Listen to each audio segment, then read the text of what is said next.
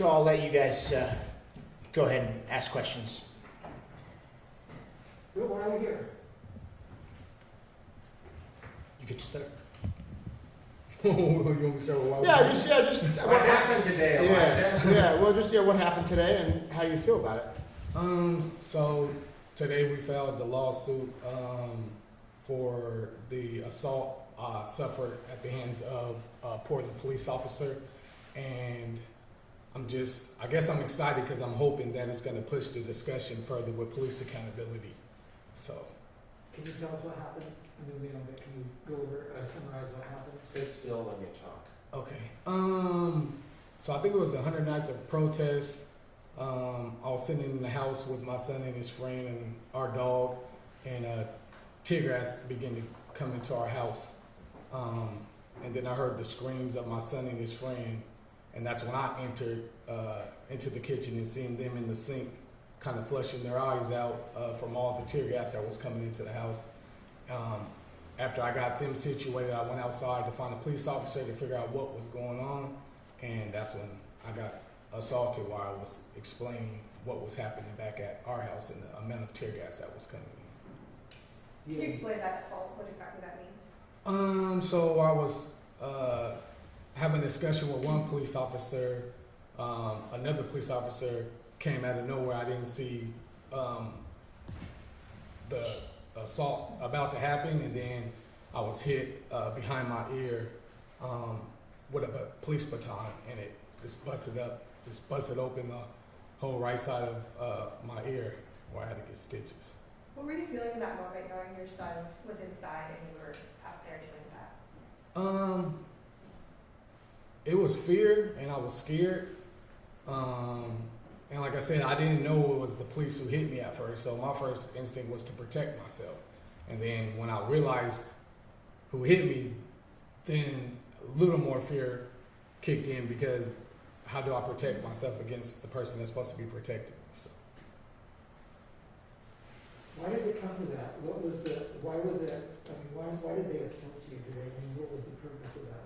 Were you being argumentative? What did they say? No, the police officer that I was engaged in the conversation with, he was listening to what I had to say. And then another police officer who had nothing to do with the conversation just came out of nowhere, and that's when I was hit. Like when I was hit, the other police officers grabbed the other cop who hit me and began to yell that I was a homeowner. So I don't know, he was just looking for somebody, and I guess I was just the target. Yeah, I mean, I think it's pretty clear that the Portland police officer targeted him because he was black and thought he was a protester, and thought therefore he could just use whatever force he wanted to. And that's a pattern that we've seen the Portland police use throughout hundreds of days of the protests last summer. We represent close to 10 victims of police abuse from those protests. What is the lawsuit asking for? Our lawsuit is seeking damages for the emotional suffering and the physical injuries and a concussion that he suffered. We are also, and I think this is really critical, claiming that the city is negligent because they've never punished officers for hurting citizens, and that has created a system where the police feel that they can just hurt a citizen and never face any punishment.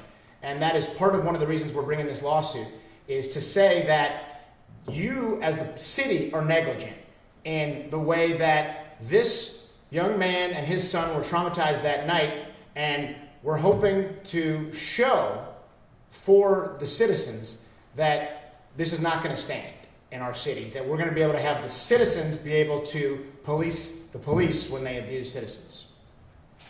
Elijah, you said this is a step toward police accountability. What do you want to see changed in the broader scale with PPD? The broader scale, I would like to see change, just being held accountable. I don't think you should be able to assault somebody and then just go back as business usual. I'm just going to go back to my job. I'm going to be protected by I think it's the police immunity that they have, and the kind of the cover and the big unions that protect them. I just feel like the citizens should have a say-so. Like, they work for us. They're supposed to protect us. They're not supposed to be terrorizing us. We're not supposed to be fearful of the police. I shouldn't have to coach my son what to do when he encounters the police. It should be just a normal interaction.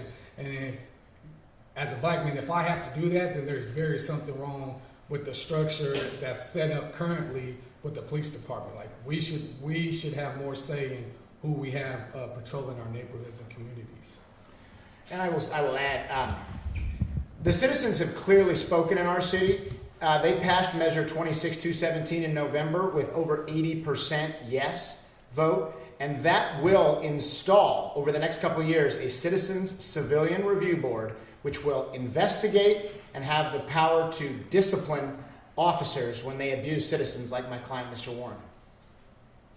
When this happened, if Eric was here today, you could see him face to face. Do you have a message for him? Is there anything you want to tell him or say to him? Is there anything you want to tell him? Honestly, I would tell him to quit. I don't think he should be a police officer. I shouldn't have to endure the trauma. My son shouldn't have to endure the trauma. Like at the end of the day, my son shouldn't have to fear the police. And I shouldn't have to fear my son walking outside and not coming back because of the police. So I would honestly tell him to quit because I don't think he should be serving anybody in our community.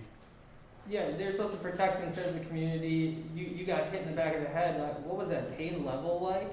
And do you still have trauma from that? I'm sure there's got to be some of that left. Yeah, of course. So the concussion, sleeping, headaches at time. But I would say like the emotional trauma that I endured and my son endured. He seen me go outside to go figure out what was going on, why the tear gas was coming. And then next thing I know, I'm coming back in.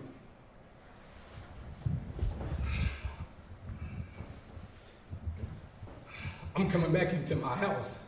And he's thinking that I got stabbed or shot because so much blood is coming from the side of my head.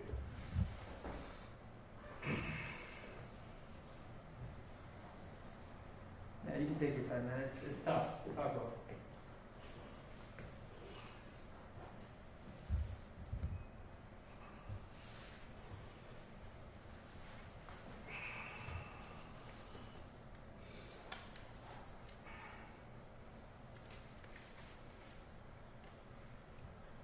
That was fine too. You don't have to go on that.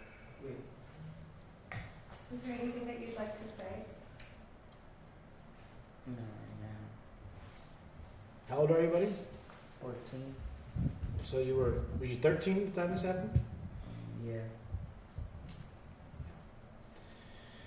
Did you get medical attention afterwards?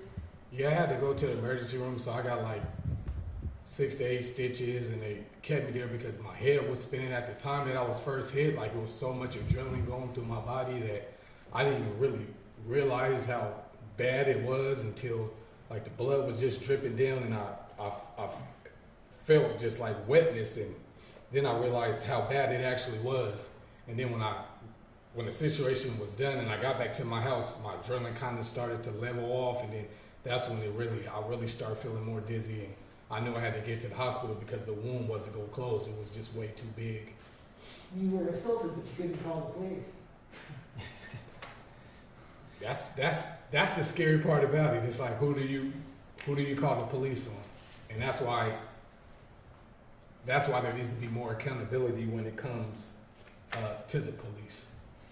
So I do want to say, due to some of the investigative reporting at the Willamette Week, Elijah was able to identify that the helmet number was 67 on the officer who hit him.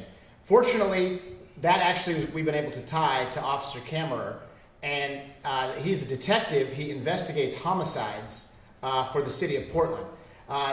The first step in this lawsuit, we're going to be sending a request for production for all the use of force reports that night. And if Kammerer didn't do a use of force report when he hit this gentleman in the head with a baton, that's going to be a real problem for the city. Jason, you want to tell them what else Kammerer does?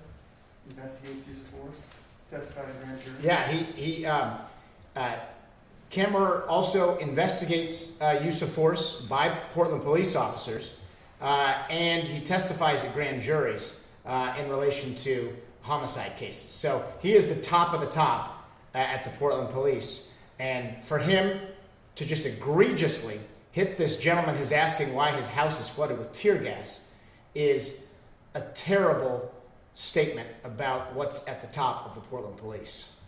He's been identified as attacking the protesters and other Black Lives Matter protests as well.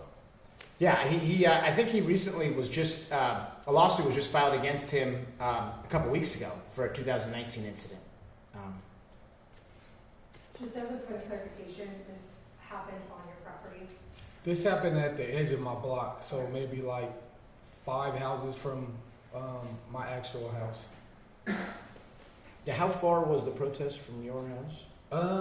When I initially got out there, there was no protest at all. There was nobody out there. There wasn't even a police officer. So I had to wait until I seen a group of police officers, which I engaged the police officers first. So they might have been, I don't know, maybe 6 or 7 blocks from my house. So like I said, there was nobody out there when I initially went outside. I had to wait. And then I seen a group of police officers and went and talked to them. The other thing I wanted to point out, we are also advocating for the House legislature to pass Senate Bill 621. It's already passed at the Senate side, and I think it's nearing passage on the House side. But that will be a step to allow the Independent Citizens Review Board here in the city of Portland to be able to be established. And it's an essential step. So we are also calling on the legislature to pass Senate Bill 621 as part of this process. Is there a monetary value attached to what you're asking for? How much? I think our claim is $400,000 for pain and suffering. I'm sorry, sir, could I have you state for? Oh, yeah. And I'm an attorney for Elijah Warren. I'm Jason Kafoury, Jason. Last name Kafoury, K-A-F as in Frank, O-U-R-Y. Anything else? Say and spell your name just so I have it on tape. Elijah Warren, E-L-I-J-A-H-W-A-R-R-E-N. Anything else, guys? Anything else? We have that video from former Chief Sizer, Rosie Sizer. It was 2011 deposition in which she said that in her 25 years with the Portland Police Force, no one was ever fired for the physical abuse of a civilian, and nothing has changed in the last 10 years. If any of you want that video clip, we're happy to provide it. Yeah, it's former Chief Sizer testifying in a deposition saying she's unaware any other officer has ever been fired for abusing a citizen from 2011. So that's an old case we have, but it's still a fact today. If anybody wants it, just tell us. Yeah, if we could also get a copy of the physical lawsuit. Copy of the lawsuit? Yeah. We would like a video. Send out the video. What station are you in? It's- All of you want it? Yes. Okay, got it. I'll get it to your newsrooms. Okay. Awesome. I'll get that. Okay, and then this is Senate Bill 621, which helps enable the Measure 26217.